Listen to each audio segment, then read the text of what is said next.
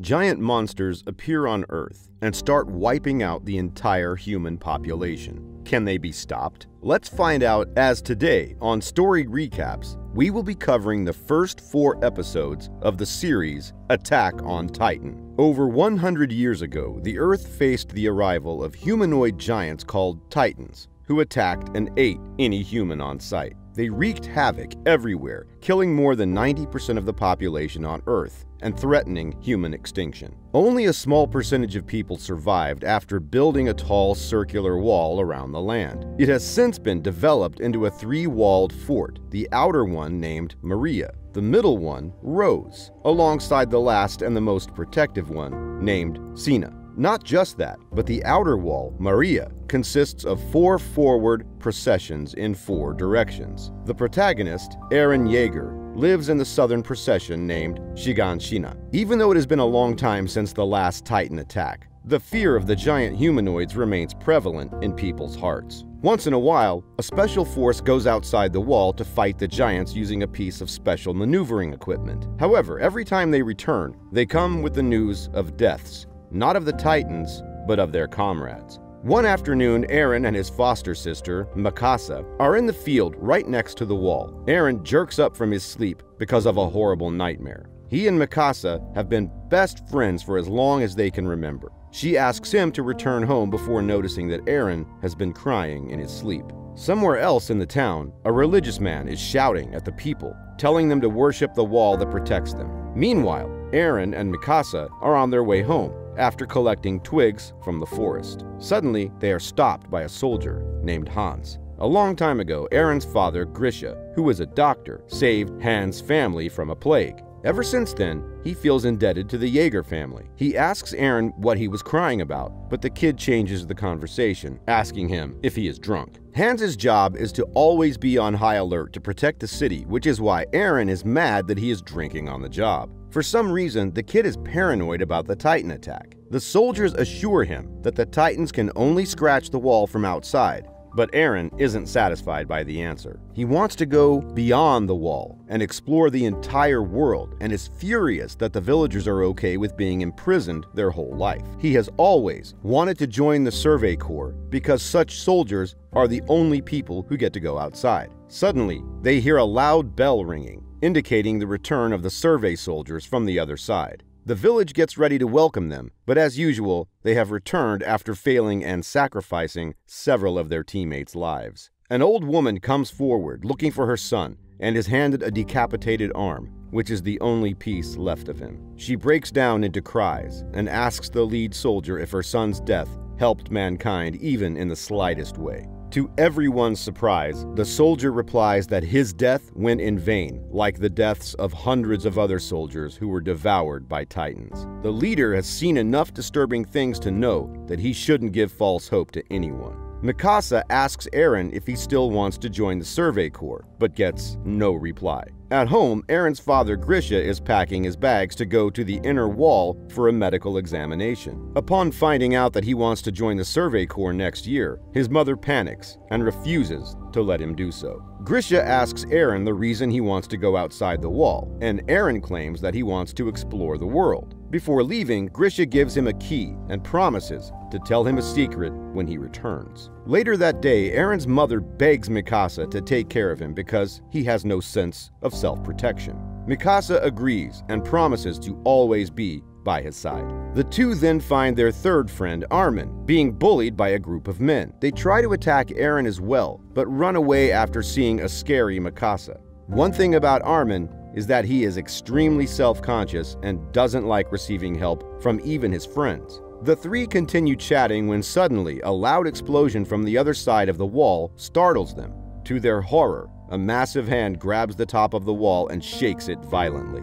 Everyone who witnesses the event is horrified because the wall is 50 meters tall, which means the Titan holding it is even taller. Such a giant has never been heard of before, which sends everyone into a frenzy. Before they can comprehend what is going on, it breaks the wall and creates a hole in it. Followed by the giant, several other Titans enter the town and wreak havoc. They pick up and devour every person in their way and destroy all buildings. Eren and Mikasa quickly run to their house only to find his mother under the ruins of their house. They try helping her, but are too weak to do so. The woman orders them to save their lives, begging Eren to do as she says for the last time. Thankfully, they are approached by Hans, but even he cannot save Eren's mother. As the last resort, he picks up the kids and runs towards the opening of the inner wall. Eren retaliates, not wanting to leave his mother, but just then, a giant titan breaks her body in half and eats her. Eren sees all this happening right in front of his eyes. His heart skips a beat as he forgets to breathe.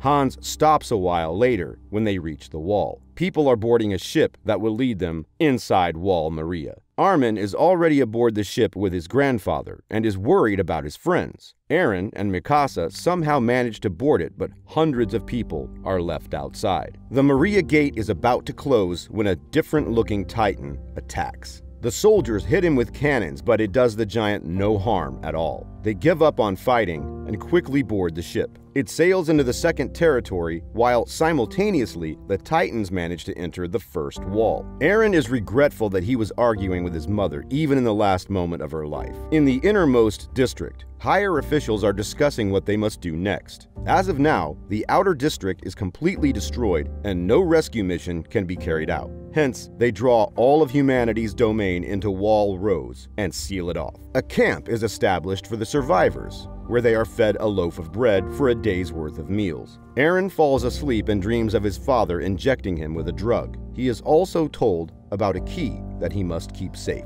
When Eren wakes up, he sees that the key is around his neck. Outside, Eren and Mikasa meet Armin, who hands them food. Eren overhears a guard complaining about the refugees and argues with them before being dragged away by his friends. Armin tries to calm him down, but is in turn humiliated by his best friend. Eren calls him a coward and is punched in the face by Mikasa. After a survey, it is found that thousands of people died in the incident, but the ones who are alive suffer as well. Since the outer district was mostly farmland, the food supply runs short, and the refugees are made to farm the wasteland.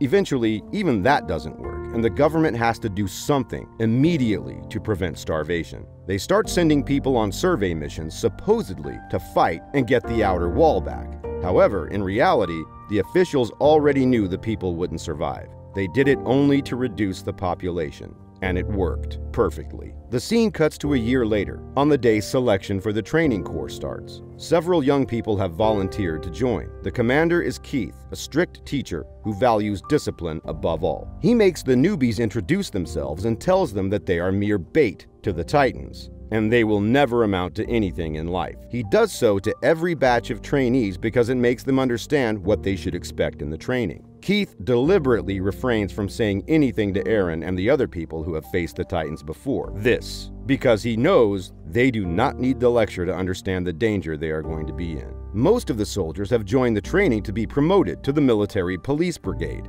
During the introduction period, Keith's eyes land on a girl who is enjoying a boiled potato. She introduces herself as Sasha and claims that the potato will get cold if she doesn't eat it now. The girl even dares to give half of the vegetable to Keith. Silence prevails in the camp as everyone waits for the commander's outburst. In the following scene, Sasha is making rounds of the field. She has been doing it for hours as punishment for talking back to the commander. Still, rather than being worried about the punishment, she is afraid that she cannot have dinner at night. When it gets dark, Sasha finally falls down and is helped by a girl named Historia. She has even brought food and water for Sasha, and is worried about her even though they just met. They are later approached by the cold-hearted Ymir. She says she wants to help, but only to make Sasha feel indebted so she can use her in the future. The training starts the next day, and the trainees are asked to balance themselves on vertical maneuvering equipment. It is the official set used to fight Titans. It is usually waist-mounted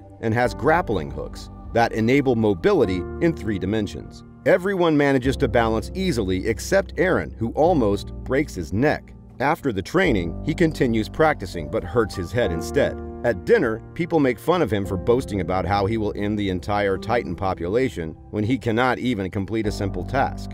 The following day, he goes first with a renewed spirit to prove himself. He jumps and manages to maintain balance for a few seconds before falling yet again. Everyone laughs, but the commander asks him to take off his gear. It turns out that his gear is broken, which is why he couldn't propel himself upwards. But the fact he managed to hold himself for a few seconds with a broken one impresses the trainees. The commander seems to know Eren's father and quietly whispers that his son has become a soldier. The scene cuts to 2 years later. The trains are passing through the woods, but Armin has a hard time carrying a heavy bag and walking at the same time. A fellow kind trainee named Reiner helps him carry the bag, even though it might get them disqualified.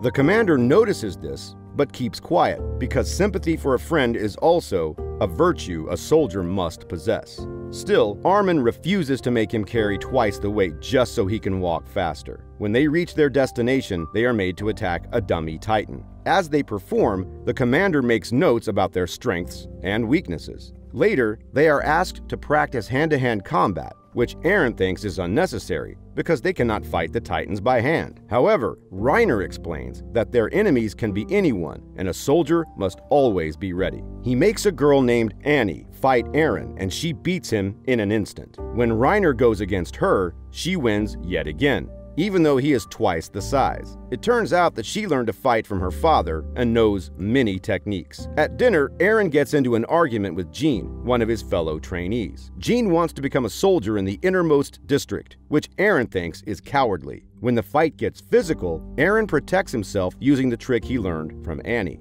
In the next scene, the trainees graduate to become legitimate soldiers. They get 3 options to choose from. First, they can either join the garrison regiment and work to guard the walls from the inside. Second, they can join the Survey Corps, who are responsible to go outside the circle and fight the Titans. The third one is everyone's favorite, Military Police Brigade, the ones who get to stay safely inside the innermost circle. Only the top 10 trainees have the privilege to choose which group they want to join. Eren is also one of them, but unlike the rest, he joins the Survey Corps, as he always wanted to fight Titans. Later, a dinner is held for the graduating trainees. People ask Eren why he wants to choose to survey when he has the option to live the rest of his life in the innermost circle. Eren explains that every time they have been attacked by the Titans, they have learned something new about the beasts. Even if he kills one Titan with his life, he will be happy. If the rest of the group had the same mentality, the Titans would not be a threat to humans anymore.